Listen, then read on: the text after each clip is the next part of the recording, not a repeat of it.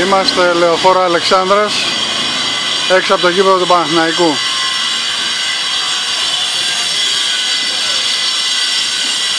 Εδώ έξω από τη θύρα 5, στο τμήμα πυγμαχίας,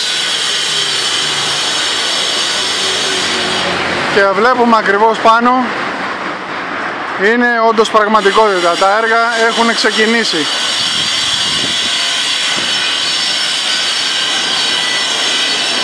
Τα έργα έχουν ξεκινήσει.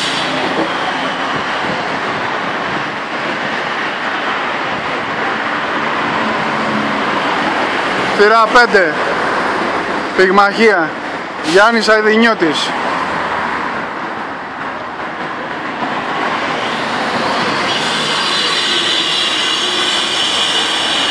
Και βλέπουμε εδώ τον κάδο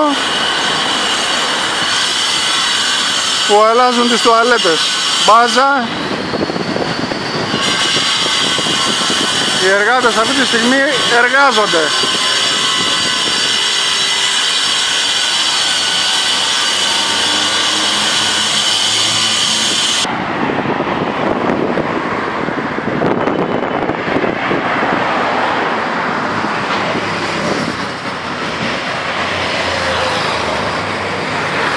Κοιτάξτε εδώ.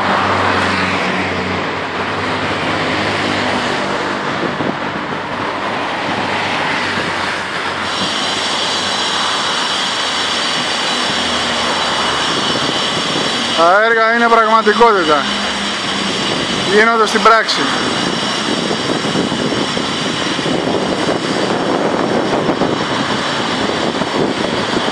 Εδώ στην άλλη γωνία κι άλλος κάδος με μπάζα.